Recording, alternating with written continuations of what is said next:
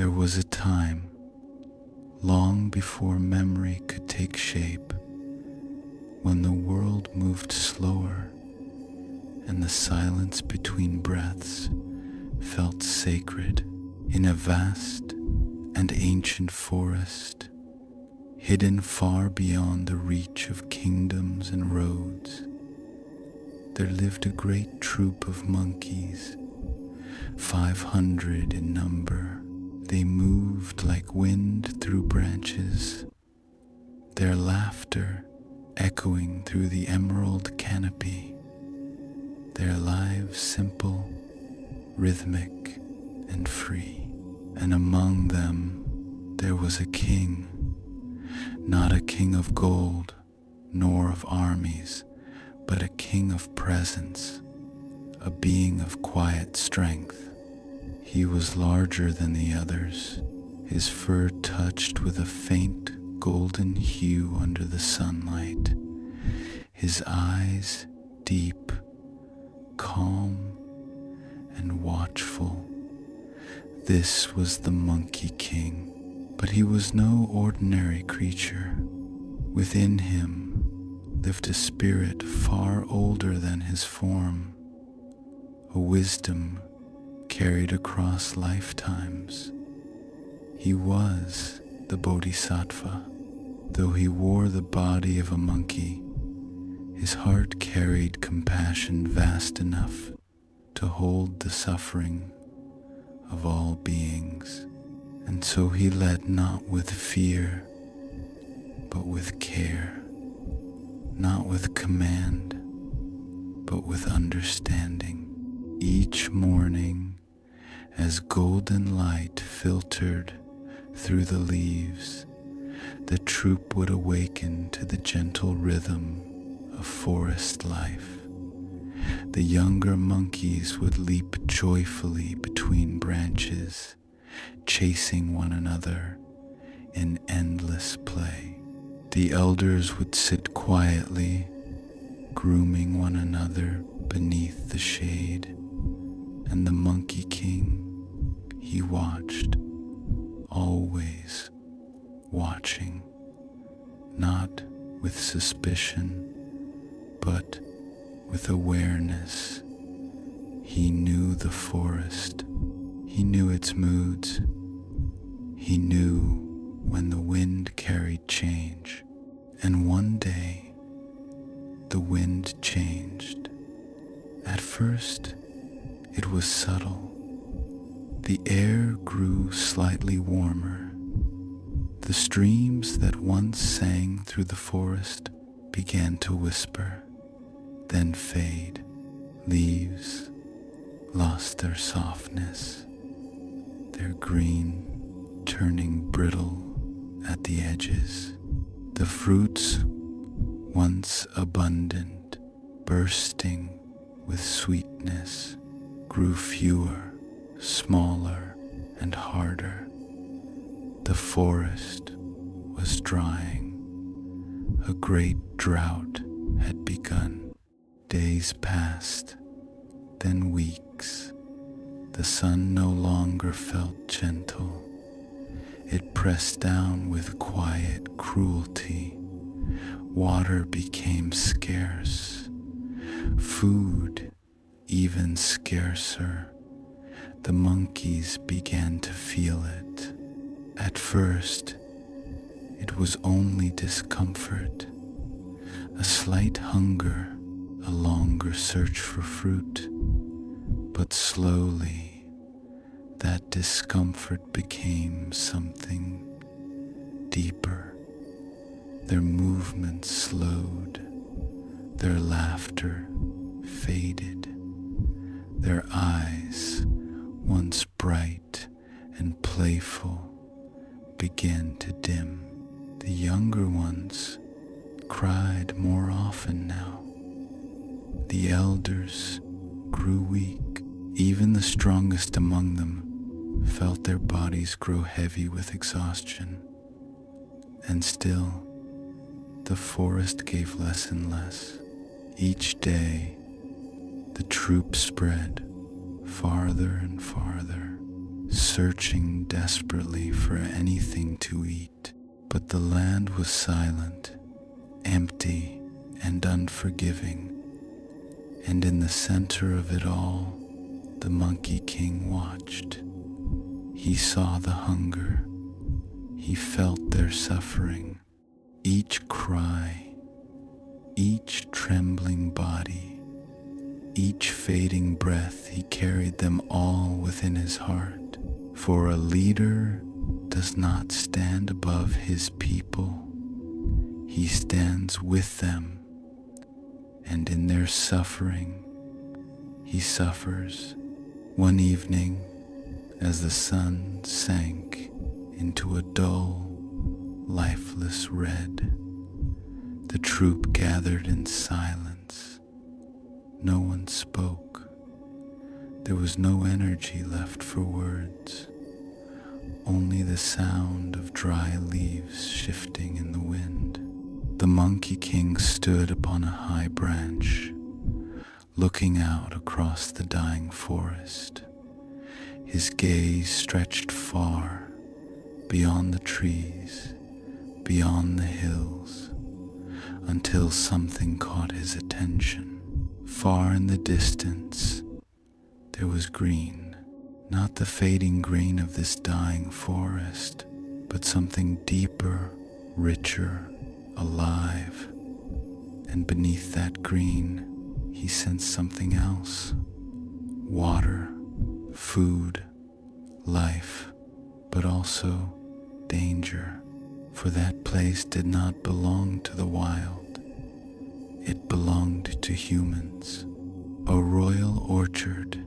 The Monkey King closed his eyes slowly. Within him, two forces began to stir. One spoke of caution, of risk, of the unknown dangers of entering the human world.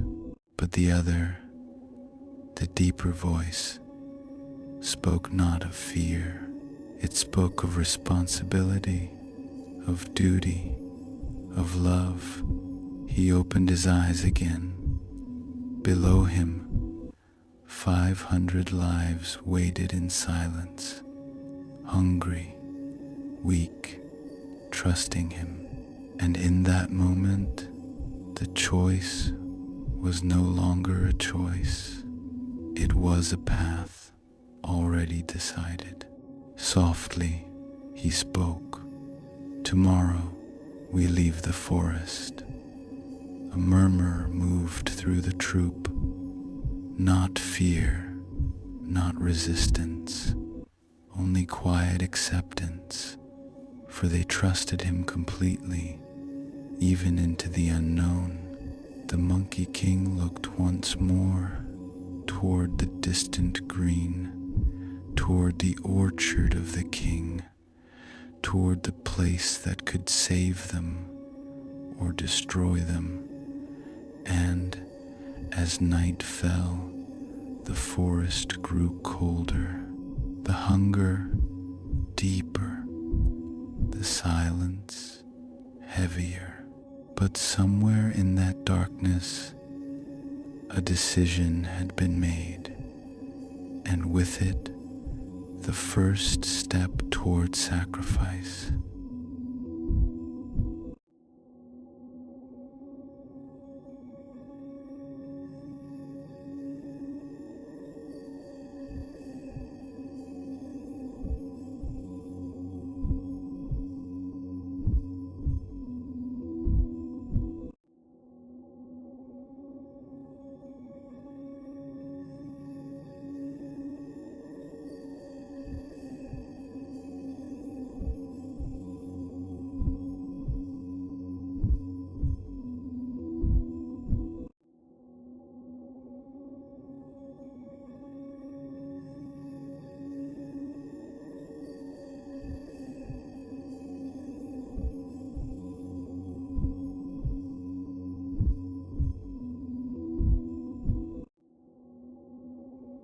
The night passed slowly, not with rest, but with waiting.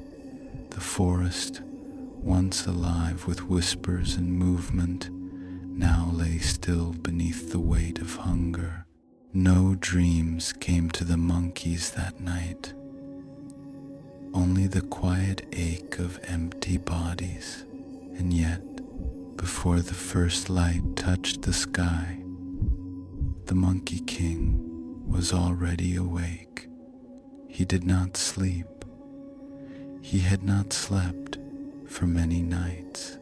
Instead, he sat upon a high branch, his golden eyes half closed, listening not to the forest, but to something deeper, to the fragile thread that connected 500 lives to him. A leader does not wait for dawn.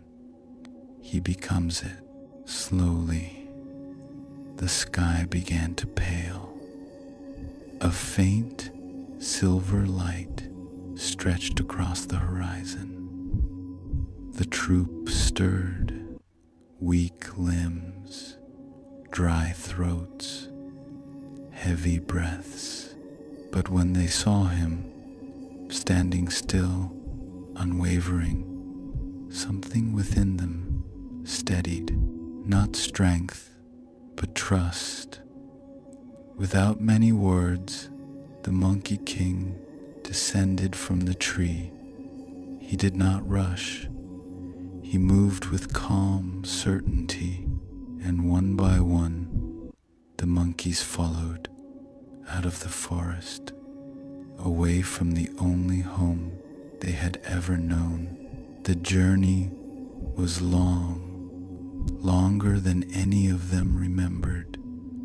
The ground beneath their feet grew rough, the air unfamiliar. There were fewer trees now, less shade, more silence. Some of the younger monkeys stumbled, others lagged behind, but each time one faltered, the Monkey King would pause, wait, watch, until they rose again. He did not leave anyone behind, not one. Hours passed. The sun climbed higher. Its heat pressed down upon them, and just as exhaustion began to blur their senses, they saw it. At first, only a line, a break in the wild. Then, color, deep, impossible green, lush leaves, heavy branches, and beneath them, fruit, so much fruit, more than any forest could ever offer. The orchard of the king, a place cultivated by human hands, protected, guarded, forbidden. The monkeys stopped, not out of discipline, but instinct. Something about the place felt different, too still, too perfect, too silent. Even the wind seemed to hesitate there. The Monkey King stood at the edge. His gaze moved slowly across the orchard. He saw the abundance. He saw the danger. And he understood this was not a place that forgave mistakes.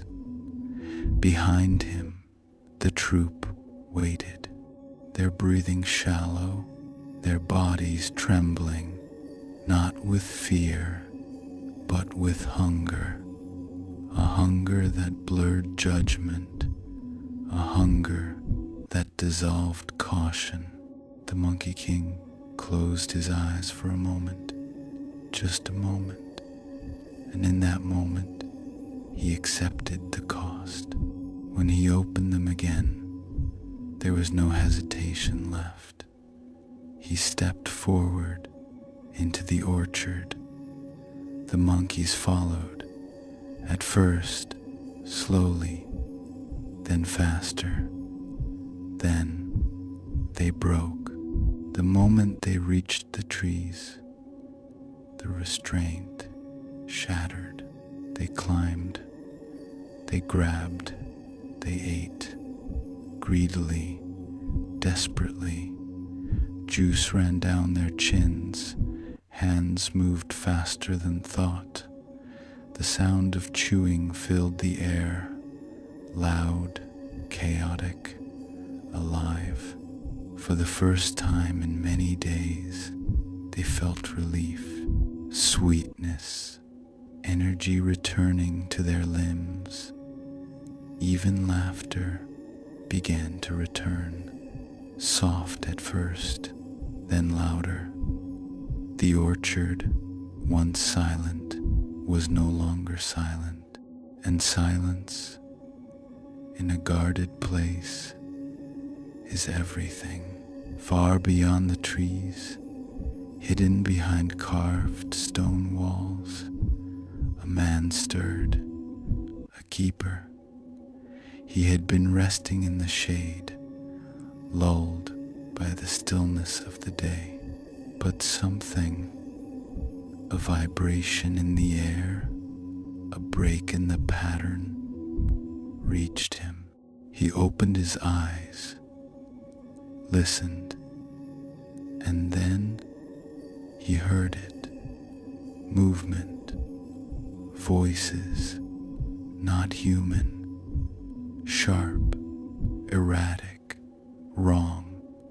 He stood up quickly, moved toward the sound, each step faster than the last, until he saw them. Monkeys, hundreds of them, inside the royal orchard, feeding, destroying, uncontrolled.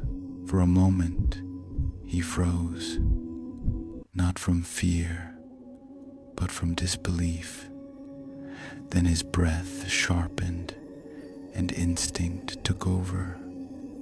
He turned and ran, faster than he had ever run before, through gates, across courtyards, past guards who barely had time to react, straight toward the palace. His voice broke the stillness of royal halls. Monkeys in the orchard, hundreds of them. The word spread like fire. Servants turned, soldiers moved. The message climbed upward toward the king, a king who ruled not with hunger, but with control, a king whose orchard was not merely a garden, but a symbol of order. And now, that order had been broken.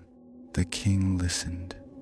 His face did not change, but his eyes grew cold. Seal the orchard. His voice was quiet, controlled, absolute. Not one escapes. The command moved instantly. Soldiers gathered, weapons lifted, gates prepared.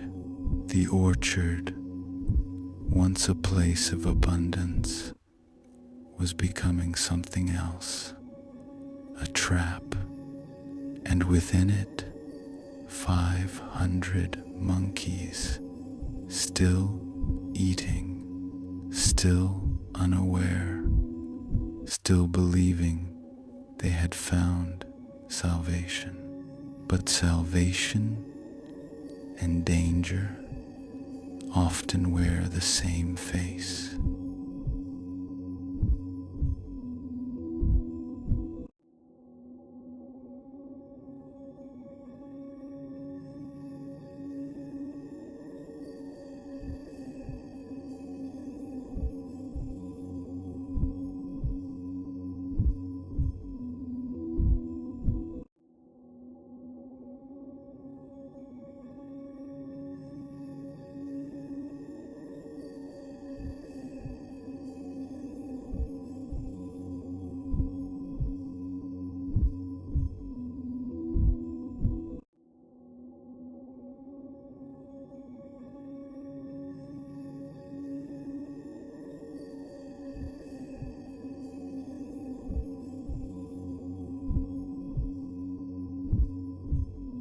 first, nothing seemed to change.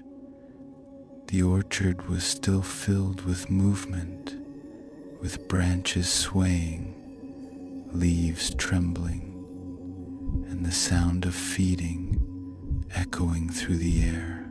The monkeys, lost in the sweetness of fruit, did not notice the shift. Hunger had dulled their senses, and relief had clouded their awareness. But beyond the orchard walls, something had already begun. Soft footsteps, measured and coordinated. Men moved into position like shadows tightening around light. Soldiers, dozens of them, then more. They came from every direction, through gates, along the outer paths, and behind rows of trees. There was no shouting, no rushing, only quiet precision. They had done this before. Encircle, contain, eliminate. The command of the king moved through them like a single breath. Not one escapes. The orchard was no longer open. It was closing, slowly, inevitably, like a net drawn through water. Inside, a single leaf fell, then another. A bird, startled from its perch, took flight, only to veer away sharply, as if sensing something unseen. And in that subtle disturbance, the Monkey King lifted his head. He had been watching, even while the others fed, even while they laughed and forgot. He had not forgotten. He never forgot. His eyes moved across the orchard, the abundance, the movement, the illusion of safety. And then he saw it, not clearly, not fully, but enough. A stillness that did not belong, a pattern that had shifted, the absence of wind in certain places, the presence of something waiting. His body became still, completely still. In that stillness, awareness sharpened, and then understanding. They were surrounded. The realization did not come with panic. It came with weight, heavy, certain, final. For a brief moment, his gaze softened, not toward the orchard, not toward the danger, but toward his people. 500 lives, still eating, still unaware, some laughing, some resting, some simply holding fruit in trembling hands, as if afraid it might disappear again. And in that moment, the Monkey King felt something deeper than fear, regret, a quiet, piercing regret. I brought them here. The thought did not accuse. It did not shout. It simply existed, true, unavoidable. If he had chosen differently, they would still be in the forest. Hungry, yes, but safe. Now, they were neither safe nor free. The Monkey King closed his eyes briefly, not to escape, but to accept. A leader does not turn away from consequence. He steps into it When he opened his eyes again, there was no trace of regret left. Only clarity, only purpose. He moved quickly now, silently, from branch to branch, until he reached the center of the troop. A few monkeys noticed him, then more. The shift in his presence spread faster than sound. The laughter faded, the eating slowed, and one by one they looked at him, truly looked.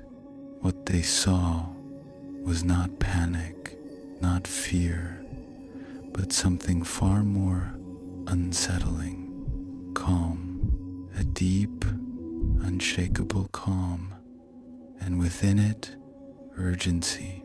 He spoke softly, but every monkey heard him. We must leave, now. No explanation, no hesitation. The tone alone was enough. The troop froze, then stirred. Confusion flickered. Some looked toward the trees, some toward the fruit, some simply stood, unsure. One young monkey clutched a half-eaten fruit, hesitating, as if letting go of it meant returning to hunger. The Monkey King stepped closer. Gently, he placed his hand over the small ones, and slowly he lowered it. Life first.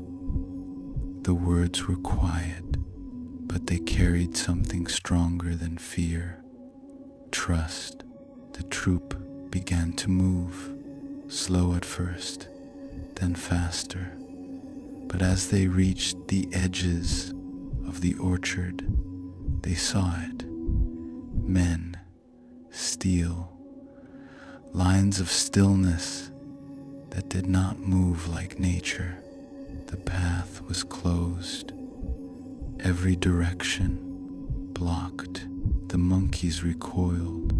Some cried out, others climbed higher, searching desperately for escape. But everywhere, the same. Walls, guards, no opening. The net had tightened, and now panic came. Not loud, not chaotic, but rising. A silent wave, the kind that grips the chest and steals the breath. The Monkey King stood at the center, watching, calculating, not for himself, but for them. There were no paths left, no gaps, no chance of breaking through by force. 500 bodies against trained men would mean only one outcome: destruction. Slowly, his gaze lifted, upward, above the orchard, beyond the walls, toward the edge of the cultivated land, where the wild still touched the human world. There, he saw it. 2 trees, one inside the orchard, one beyond the wall, their branches reaching, almost touching. Between them, a gap, not wide, but not small, too far for most, too dangerous for all, unless there was a way, a single way, a way that required one body to become a bridge. The Monkey King did not move. He did not speak. For a long moment, he simply looked, measuring distance, feeling weight, understanding cost. Pain would be certain, perhaps death, but beyond that, 500 lives. Behind him, fear was growing, Time was narrowing. The soldiers would not wait forever. Soon they would advance, and when they did, there would be no more choices left. The Monkey King took a slow breath, then another, and in that breath, he made the decision, not out of courage, not out of heroism, but out of something quieter, something deeper. Love. He turned back to the troop, his voice steady, clear. Gather vines, branches, quickly. The monkeys hesitated only a moment, then obeyed, because even in fear, they trusted him. And as they moved, the plan began to take shape, not of escape alone, but of sacrifice.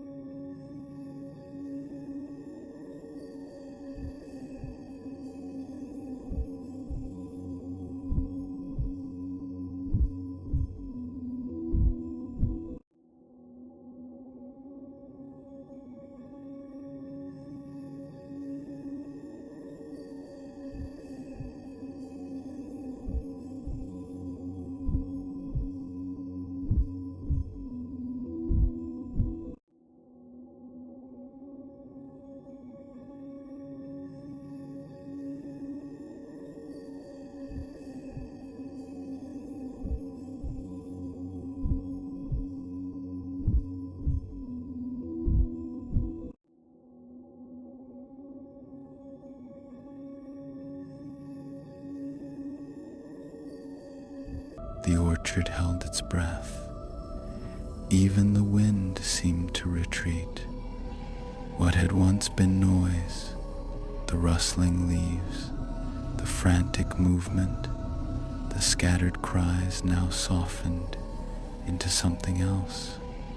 Attention, a quiet before something irreversible. The monkeys moved quickly now, not with chaos, but with purpose. Fear had sharpened them. Under the direction of the Monkey King, they searched the orchard floor, the lower branches, the edges of the trees, for anything that could bind. Vines, fallen branches, flexible twigs, anything that could be woven into length, anything that could reach across the impossible space. Their hands worked without rest, twisting, pulling, binding. A long, uneven rope began to form. It was crude, fragile, uncertain, but it was something, and sometimes something is enough. At the center of it all, the Monkey King stood still, watching, measuring, not the rope, but the distance.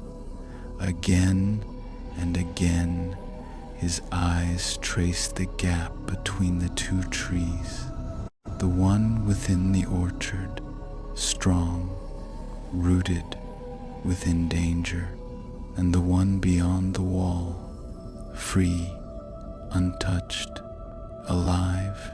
Between them was emptiness, a space too wide for safety, too narrow for surrender. Behind him, the sound of metal shifted. The soldiers were preparing, not yet advancing, but ready. Time was thinning. The rope was brought to him, placed at his feet. The monkeys stepped back, their breathing uneven, their eyes searching his. They did not fully understand. But somewhere deep inside, they knew this was not a simple escape. The Monkey King lowered his gaze. Slowly, he reached down and lifted the rope. It was rough, poorly made, uneven in tension. It would not hold weight alone. He knew that, which meant it would have to be completed, not with material, but with body.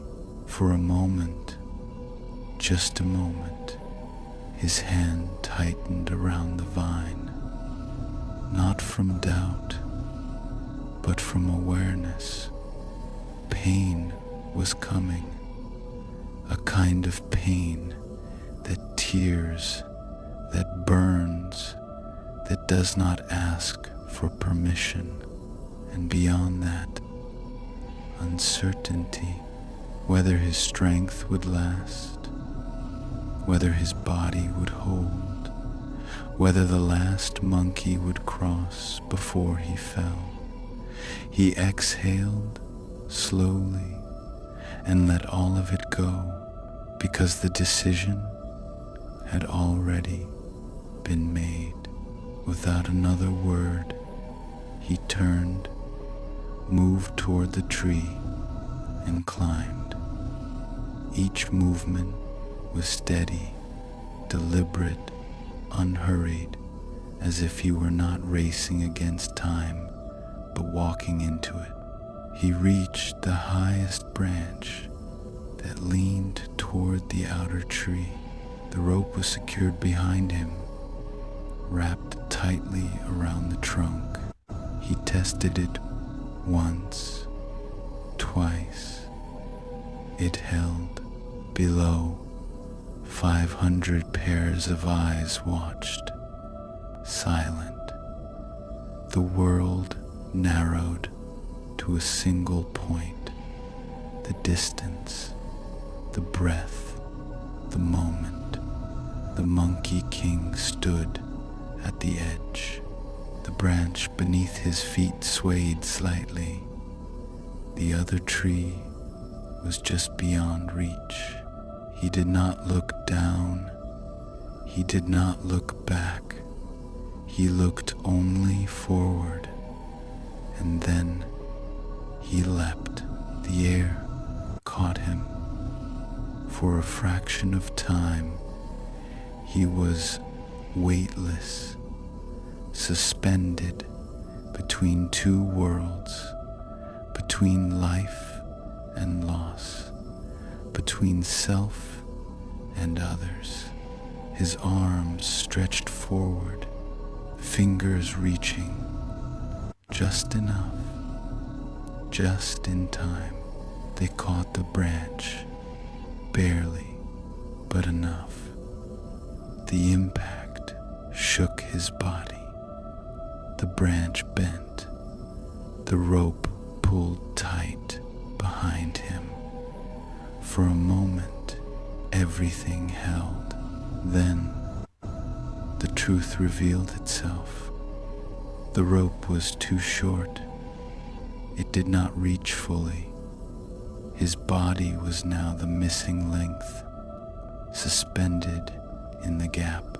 His arms clinging to the far tree, his legs still bound to the rope, and the rope anchored to the first tree. He had become the bridge. The weight pulled against him instantly, a tearing force. His shoulders strained, his spine arched. The vine tightened around his lower body, cutting, biting, dragging, and then pain, sharp, blinding. It tore through his sides as the tension ripped into flesh. His body trembled, not from fear, but from strain. For a brief moment, his grip weakened. The world tilted. Darkness edged his vision, but then he held. He held because below they were waiting, because behind him there was no other path. He turned his head slightly, just enough, and called out, his voice steady, though carried on pain. Come, no panic, no command, only invitation. The first monkey hesitated at the edge, looking at the impossible, looking at him. Their eyes met, and in that silent exchange, trust moved. The first monkey stepped onto the rope, slowly, carefully. It reached his body, felt the tremor beneath its feet, felt the living bridge, then climbed across, over his back, across his shoulders, to the branch beyond safe. One crossed, then another, then another. A rhythm formed, soft steps, light, weight, movement, life passing over sacrifice. Each contact, a new wave of pain. Each step, a deeper tearing. His breath grew heavier, slower, but he did not move. He did not falter.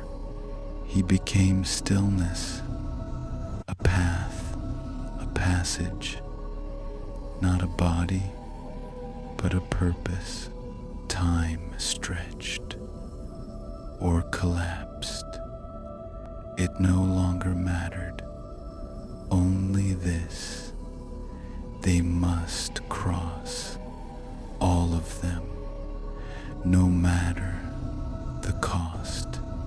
And still they came, one by one. 500 lives, moving across a single breaking form, and beneath it all, the Monkey King remained, suspended, enduring, holding the space between death and freedom.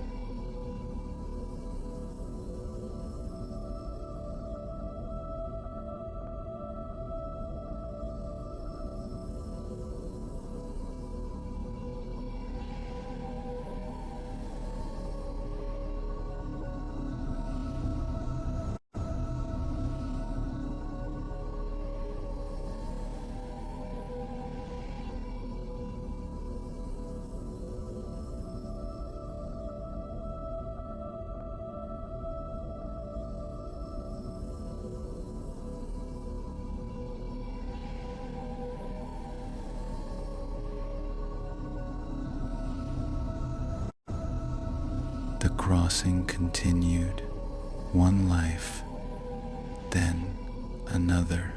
Soft steps passed over him, light, fleeting, almost gentle, but the pain they carried was not. With each movement, The Monkey King felt his body stretch further beyond what it was ever meant to endure. The rope pulled tight against his lower limbs, digging deeper with every shift of weight.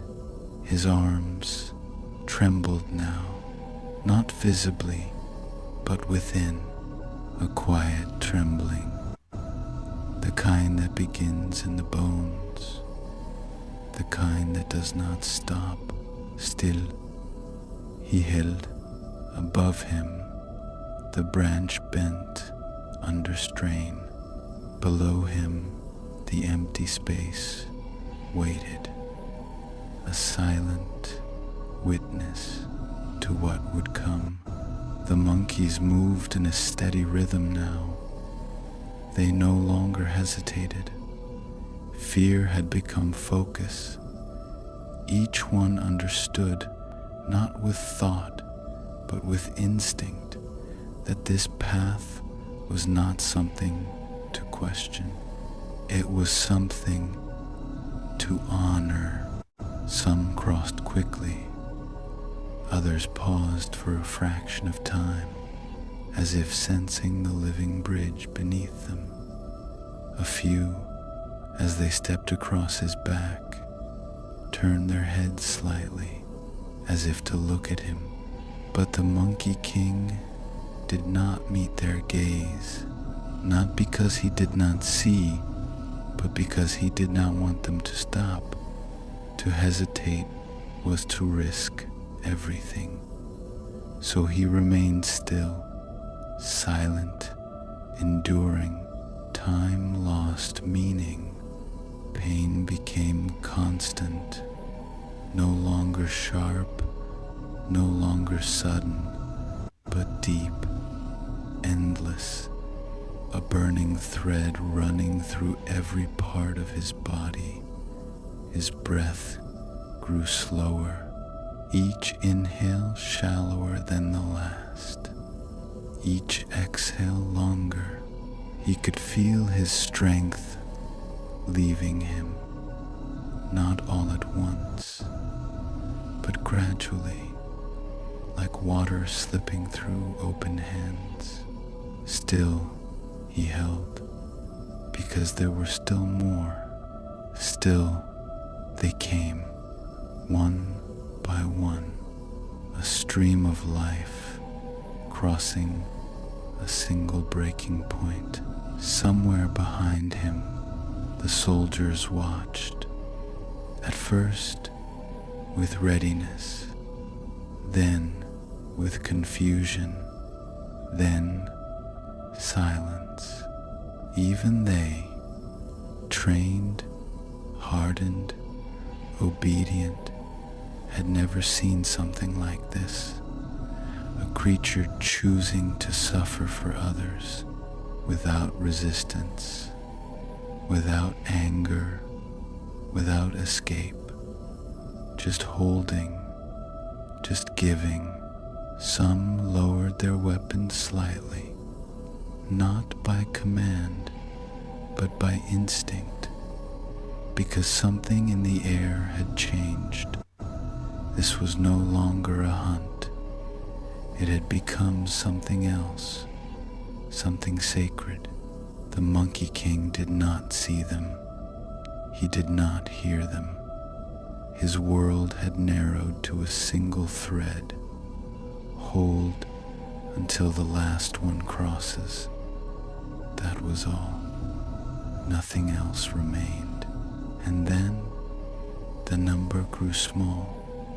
Fewer footsteps, longer spaces between each crossing.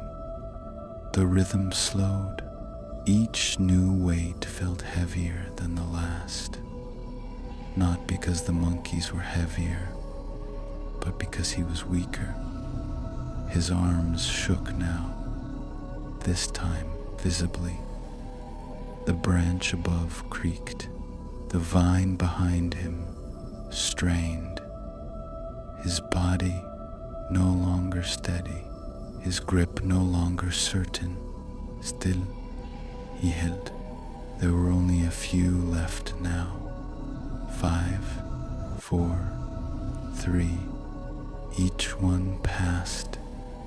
Each one a victory. Each one a cost. Then, 2.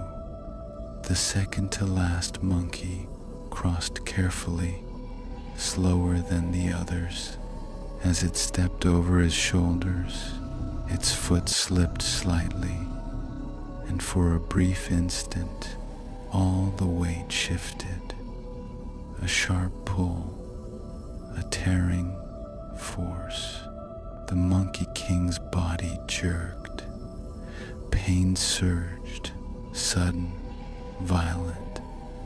His grip faltered, just for a breath, but enough.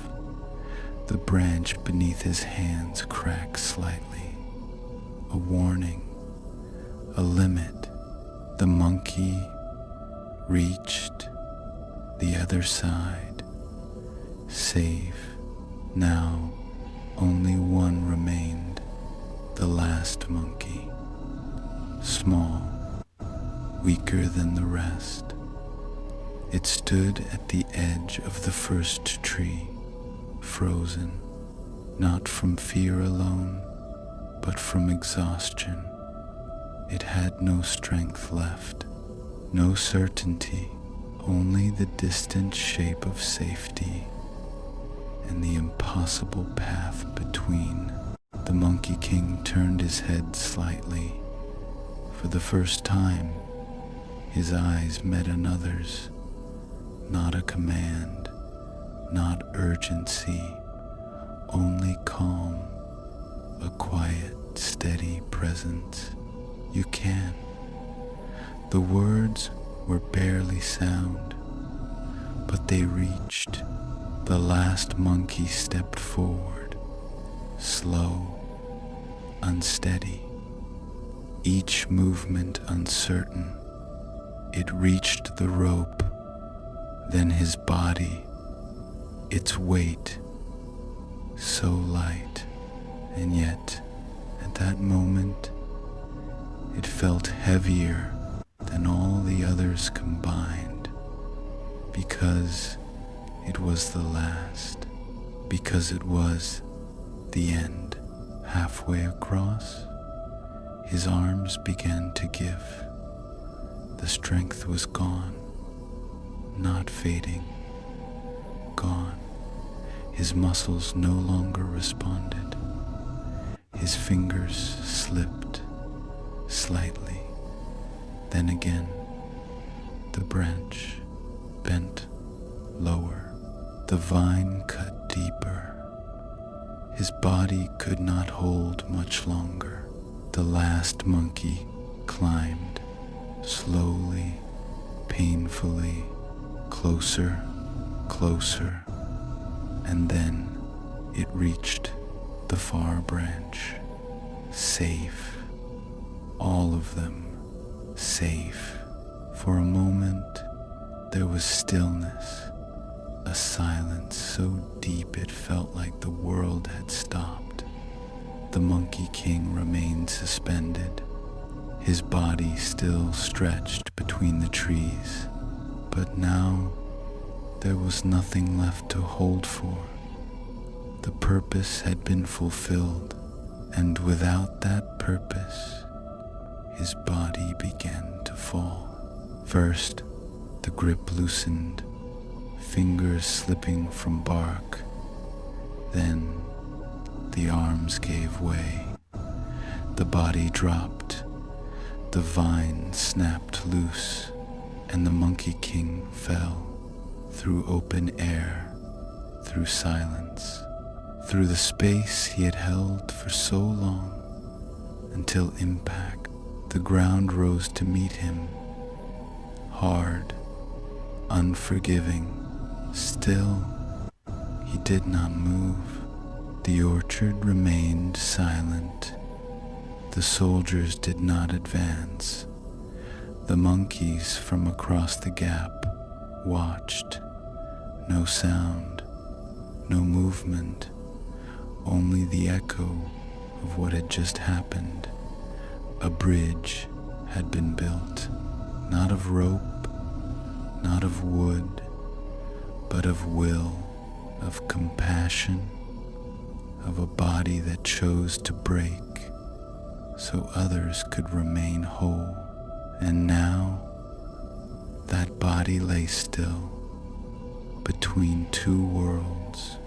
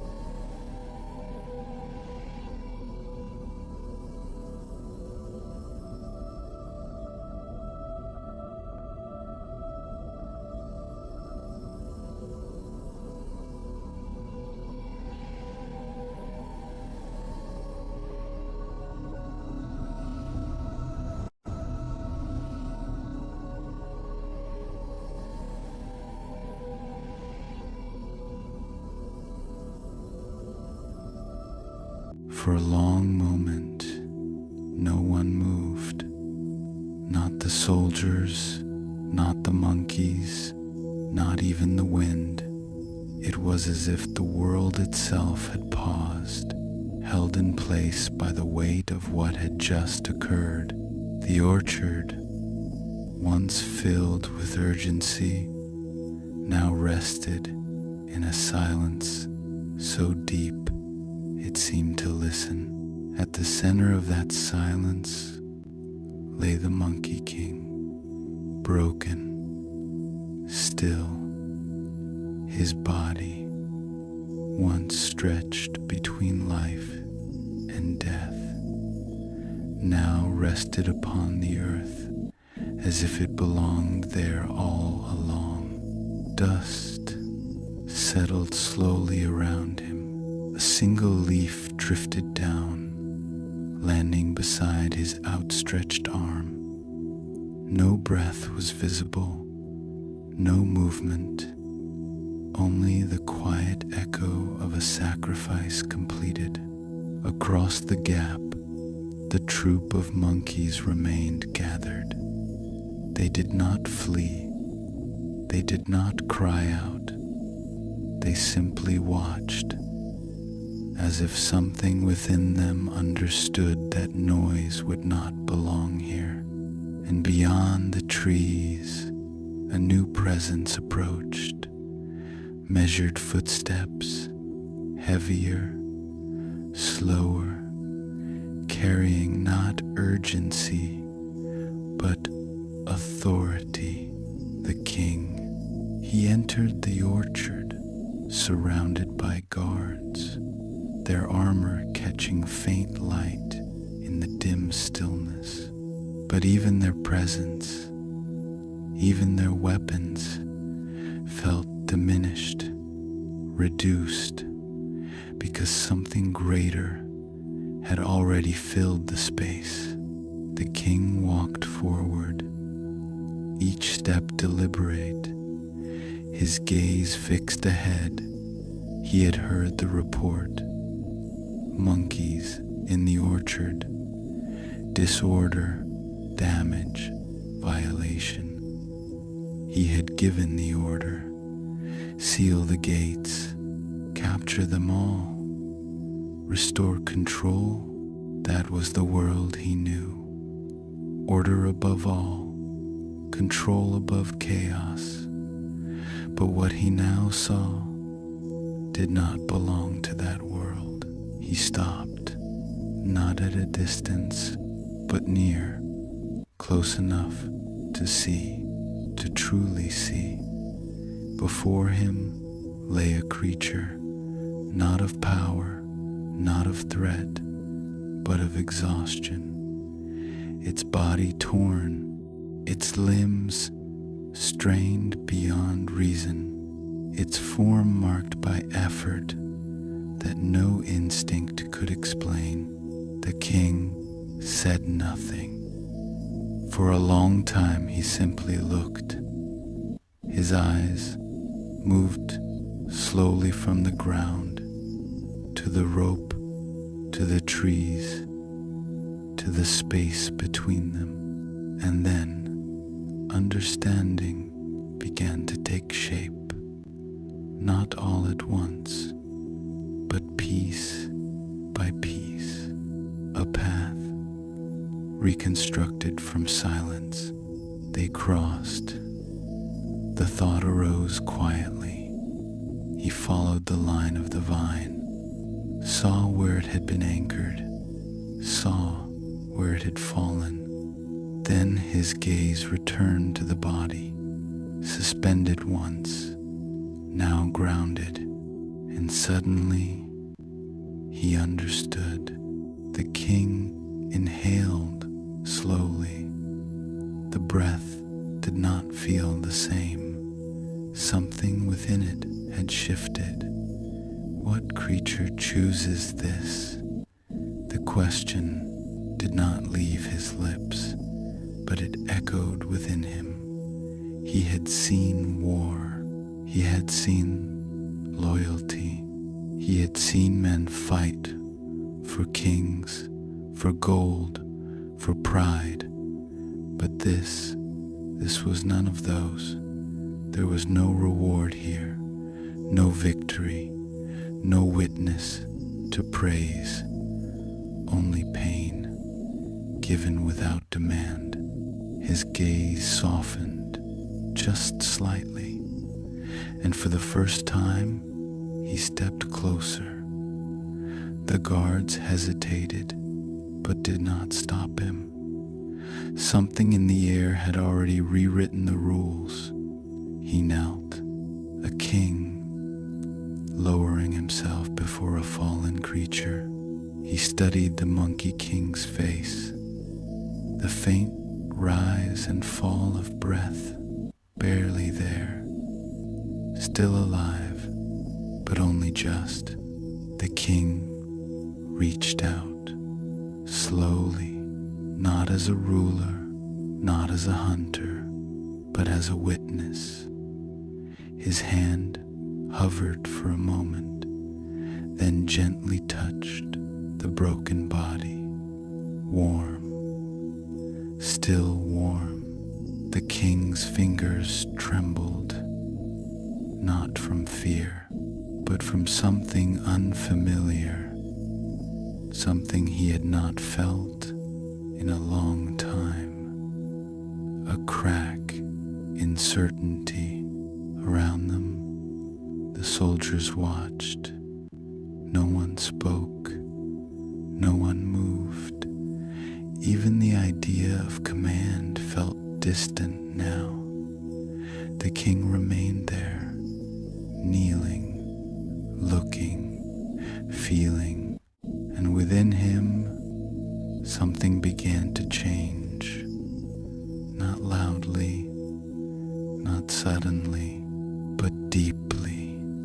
The kind of change that does not announce itself, that simply begins. He turned his head slightly, looked toward the distant tree where the monkeys now stood, watching, waiting, alive. Because of this one, his gaze lingered there, then returned back to the Monkey King, still breathing, still here.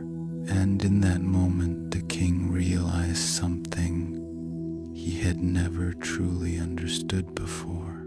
Power was not what he had believed, not control, not command, not fear, but this, the willingness to give oneself for another. He did not yet have words for it, but he felt it, and once felt, it could not be unseen. The king spoke, at last, softly, not to his soldiers, not to the air, but to the one who lay before him. Why? The question was simple, but it carried the weight of a lifetime of unasked things. The Monkey King did not answer, not yet.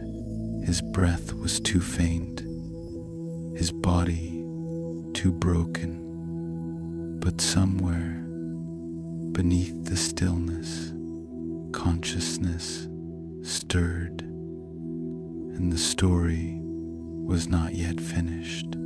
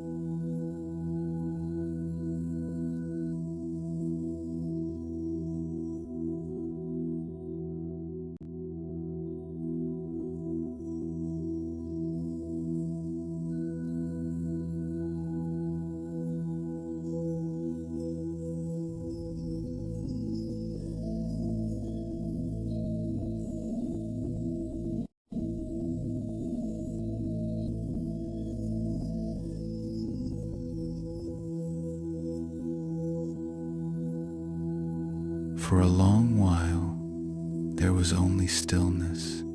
The king remained where he was, kneeling beside the fallen body. The soldiers stood at a distance, their presence softened by silence. The monkeys, watching from beyond the trees, did not move. And in the center of it all, the Monkey King lay between breath and no breath, so faint that even the air seemed unsure whether to carry it.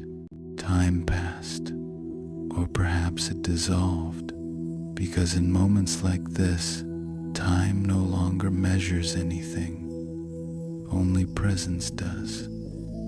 The king did not rise, he did not speak again. Something within him had shifted into waiting, not the waiting of impatience, but the waiting of listening. And then, so softly it could almost be missed, the Monkey King breathed in a shallow breath, uneven, fragile, but real.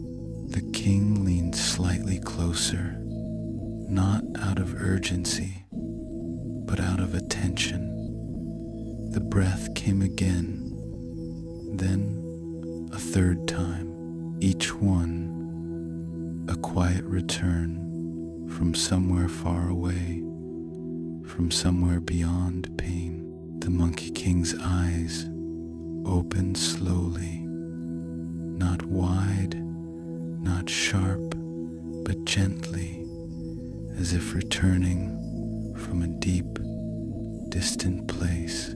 For a moment, gaze was unfocused, not seeing the orchard, not seeing the king, not seeing the world, only being.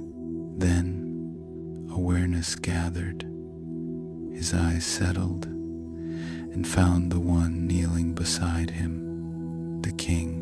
There was no fear in his gaze, no resistance, no confusion, only recognition, as if he had always known this moment would come. The king felt it, that gaze. It did not accuse, it did not plead, it simply saw, and being seen, truly seen, is something even kings are not accustomed to. For a moment, the king did not know what to say. All the words he had used in his life, commands, judgments, decrees, felt misplaced here, too loud, too small. So he spoke simply, "Why did you do this?" The question returned, but now it was different, not from authority, but from sincerity. The Monkey King did not answer immediately. His breath was still shallow, his body still broken. Speaking required effort, but he did not refuse, because this moment was not only about him, it was about understanding. Slowly, he gathered what remained of his strength, and then he spoke. His voice was low, soft, yet clear, not carried by force, but by stillness. All beings fear pain, a pause, a breath, fear, death. The words were simple, but they did not feel small. They felt true. The king listened, not analyzing, not questioning, just receiving. The Monkey King continued, "Yet to live only for oneself." He paused again, not searching for words, but allowing them to come, is a smaller life. The wind shifted slightly, just enough to carry the sound. To protect others, even at cost, is the path of a greater heart. The king's chest tightened, not in resistance, but in recognition. Something within those words touched, something long buried. The Monkey King's gaze did not waver. He was not teaching, not persuading, only sharing. What I did was not sacrifice. The king's eyes moved slightly, a flicker of surprise. Not sacrifice? Then what? The Monkey King's breath grew weaker, but his voice remained steady. It was what needed to be done. Silence followed, but it was not empty. It was full of meaning that did not need explanation. The king felt it deeply, because for the first time, he saw life not driven by gain, not shaped by fear, not defined by control, but guided by something else, something quiet, something vast, compassion. The Monkey King's eyes softened, his strength fading further, but his presence still complete. They live, he whispered, a faint movement toward the distant trees. That is enough. The king turned, just for a moment, looked again at at the monkeys across the gap, alive, whole, free. Then he turned back. Something within him had already changed, but now it deepened. The Monkey King closed his eyes slightly, not fully, not yet, as if resting between words. Then, with one final effort, he spoke again. To lead a breath is to carry. The king leaned closer, listening, to carry the fear of those who cannot bear it. Another breath, to carry the pain before it reaches them. The words slowed, fading, to walk first so others may follow, and then silence, not because there was nothing more to say, but because everything had been said. The Monkey King's breathing grew faint again, his body still, but the space around him felt different, not heavy, not tragic, but calm, as if something had been released, as if something had been understood. The king remained kneeling, unmoving, changed. He had come to restore order, but instead he had been shown a different kind of order, one not enforced, but lived, and once seen, it could not be forgotten.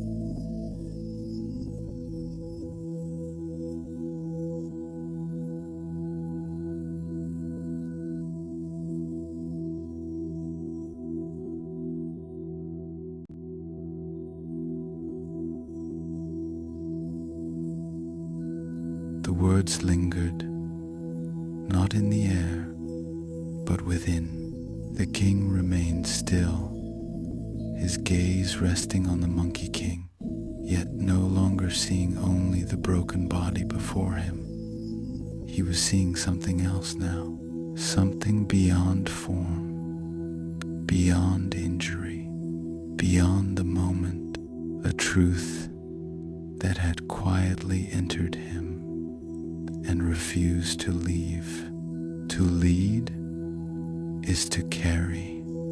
The words echoed again, not as sound, but as understanding.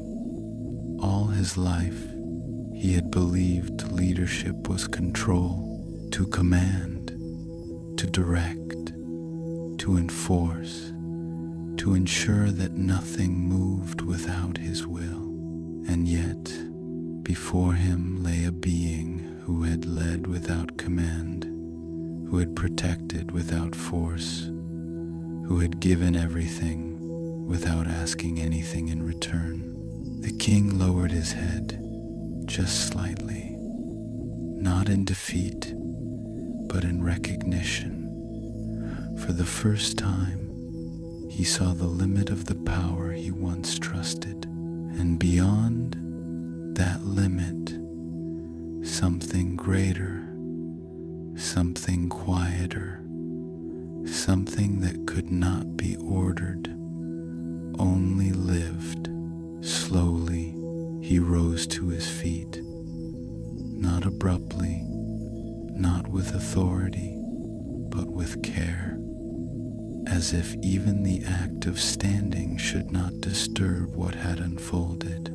The soldiers watched him, waiting for command, for direction, for the familiar structure to return. But when the king spoke, his voice had changed. It was softer, not weaker, but clearer. Lower your weapons. The words moved through the orchard, simple, unadorned, yet carrying a weight that silenced even thought. The soldiers hesitated, only for a moment. Then they obeyed.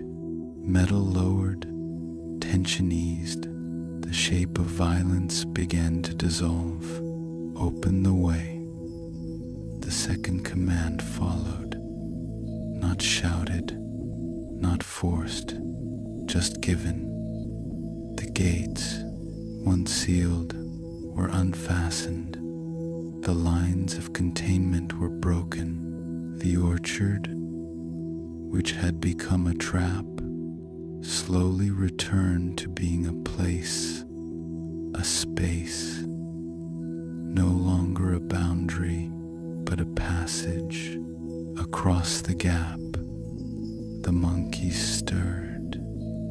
At first, uncertain, still watching, still waiting. They did not rush. They did not celebrate. They simply observed, because something in them had also changed. They had crossed not just a distance, but an understanding. The king turned his gaze toward them, his expression unreadable, not cold, not distant, but thoughtful. Seeing them now, not as intruders, but as lives, lives that had feared, hungered, endured, and been protected by one among them. A quiet breath left him, and with it, a decision. Not reactive, not emotional, but rooted deep. He turned to his attendants, his voice steady. Hear this. The words carried outward through soldiers, through servants, through the walls of the orchard.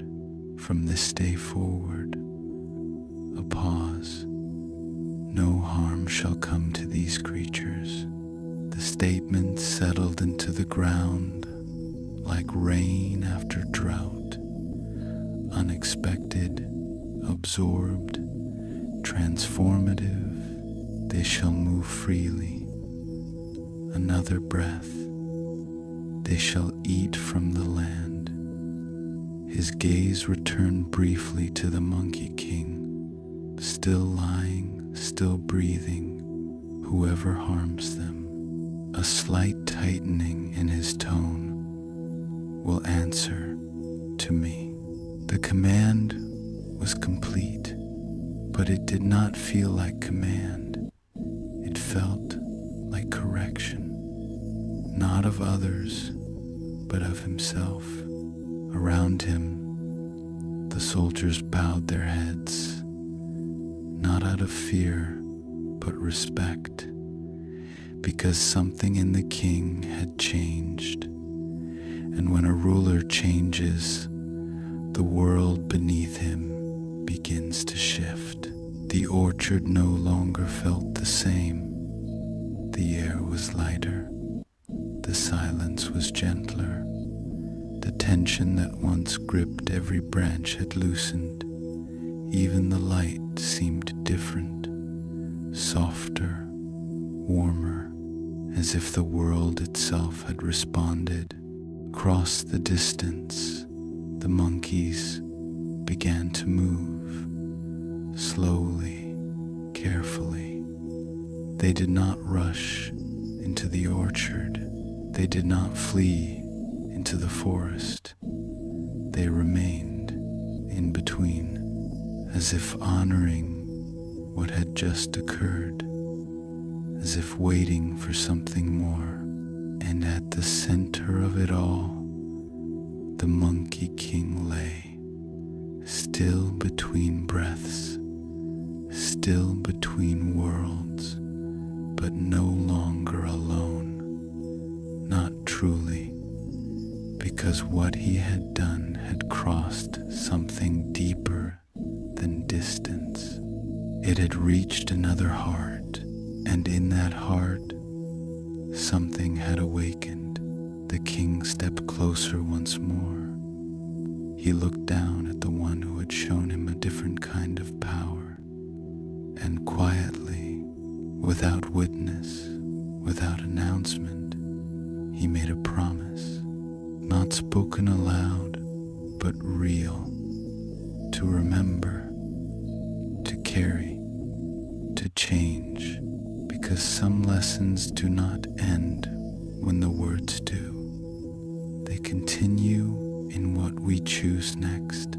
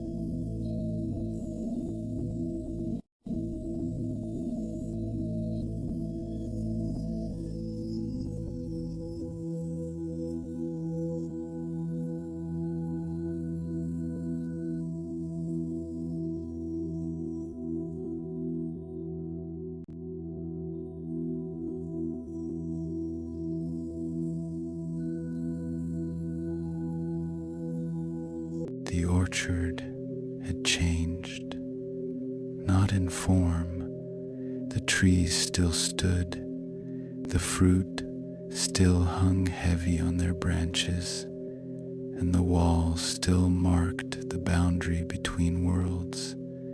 But in feeling, what had once been a place of control now carried something softer, something open, something alive in a different way. At its center, the Monkey King still lay upon the earth. The dust around him had settled. The tension had faded. Only the quiet rhythm of his breath remained, faint but present. The king stood beside him, no longer as ruler, no longer as judge, but as one who had witnessed and been changed. Time moved gently now. No urgency, no command pressing forward, only a quiet unfolding. And within that stillness, the Monkey King stirred, not with force, not with struggle, but with a subtle shift, a breath drawn a little deeper, a faint movement through a body that had given everything. His eyes opened once more, slower than before, heavier but clear. They found the king again, and this time there was something more in them. Not pain, not even exhaustion, but completion. A sense that something had reached its end. The king leaned closer, careful, attentive, as one might listen to the final note of a fading song.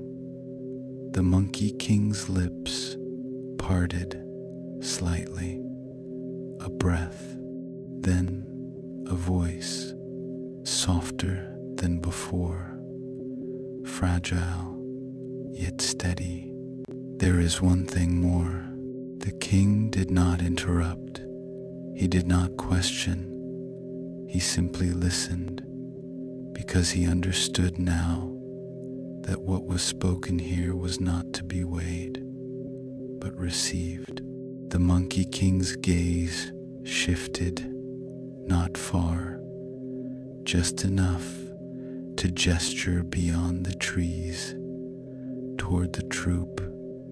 They are not without fault.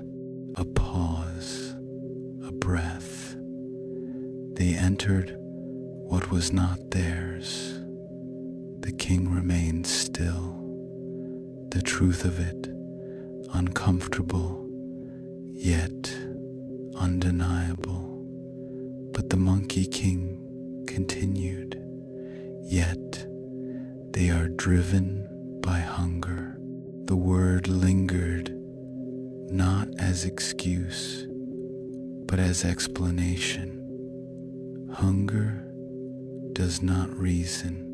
The king felt that, not as a thought, but as something deeper, a memory, perhaps, of desire, of fear, of the ways in which need can cloud judgment.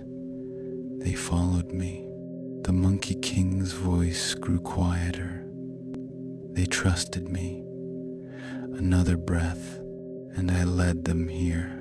The king's eyes lowered slightly. He understood responsibility, not as blame, but as acceptance. All fault rests with me. The words were not heavy. They did not carry burden. They carried clarity, a truth spoken without resistance. The Monkey King's breath faltered, then steadied with effort. I ask. The king leaned closer, almost instinctively. Let them live without fear. The orchard seemed to listen. The trees, the air, even the silence itself. Everything held that request. It was not a plea for mercy. It was something else, something purer, a final act of care. Even now, he did not ask for himself, not for healing, not for life, only for them. The king's chest tightened again, but this time it was not unfamiliar. It was recognition of something he now knew but had never lived. Selflessness. The Monkey King's eyes softened, his gaze drifting slightly. The strength was leaving him, slowly, gently, but his presence remained.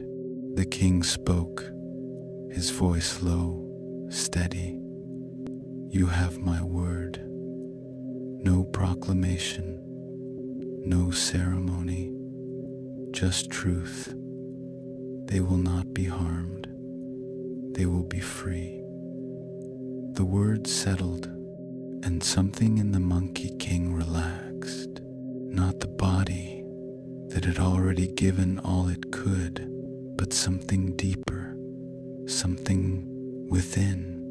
The tension that had carried him this far released. He closed his eyes halfway, not in surrender, but in peace, as if the final thread had been tied, as if nothing more remained undone.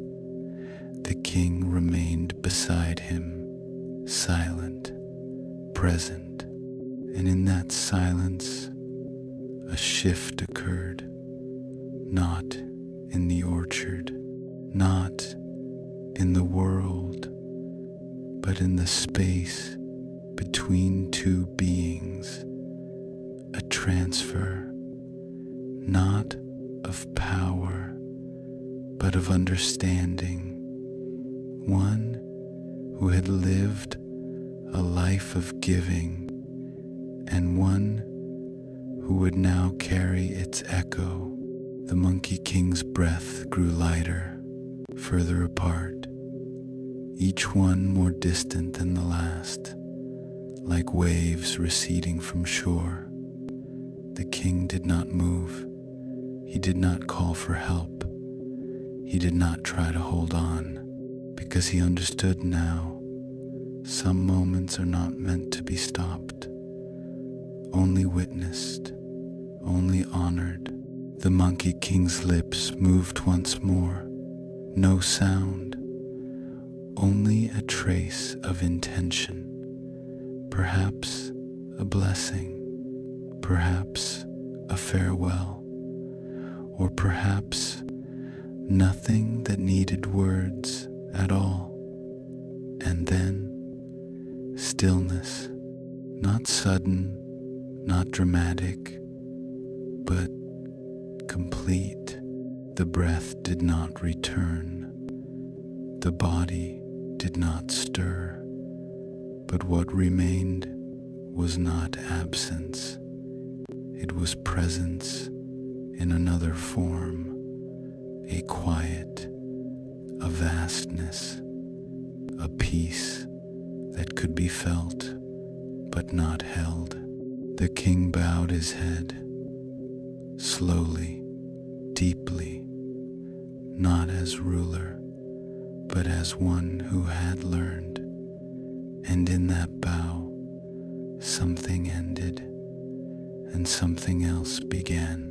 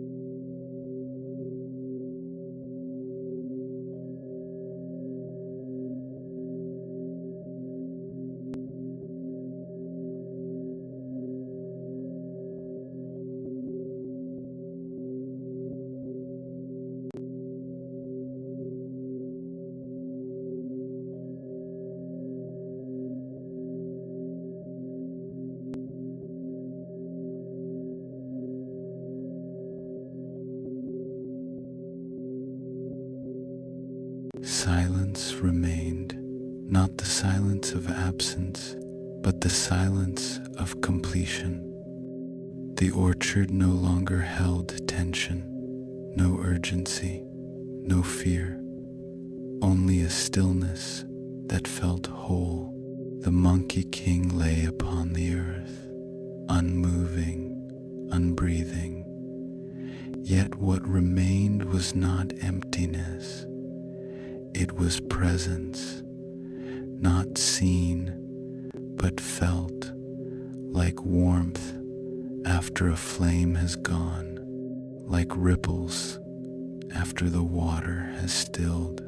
The king remained where he was, still kneeling, still lowered, as if rising too soon would break something invisible. He did not call for his men.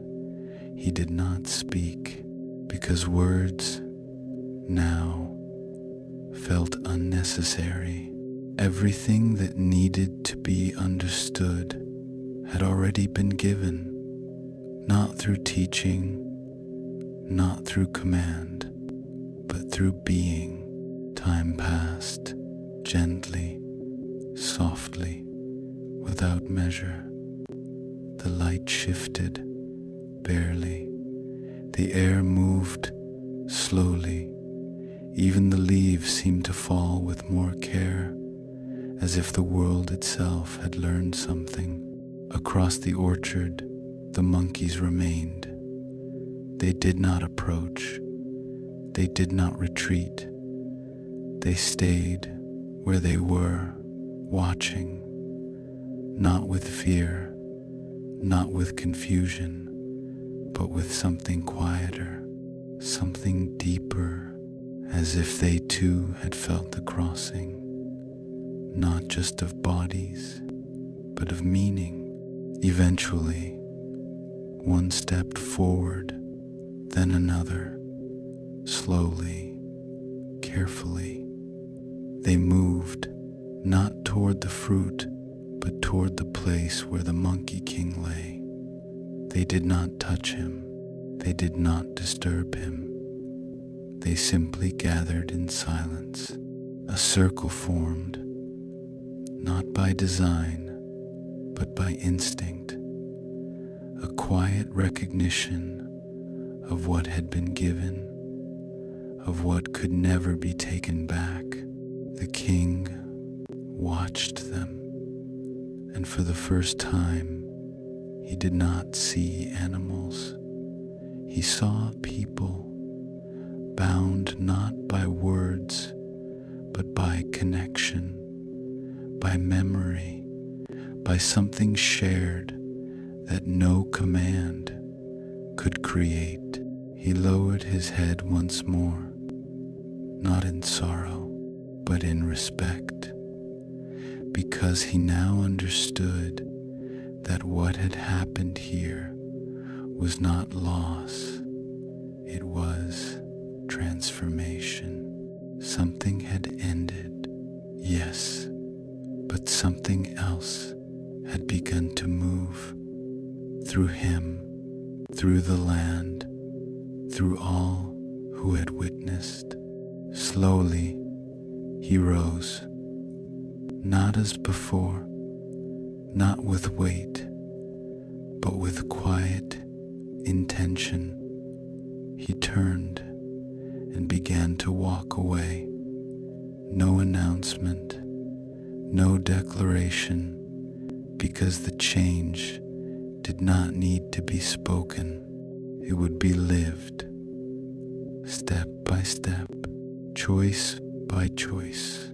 Behind him, the orchard remained, the monkeys remained, the stillness remained, and within that stillness, something subtle continued, a teaching without words, a presence without form, a memory without edge, and far beyond the trees, beyond the land, beyond the moment, something else stirred, a different space, a deeper dark, a place without shape, without boundary.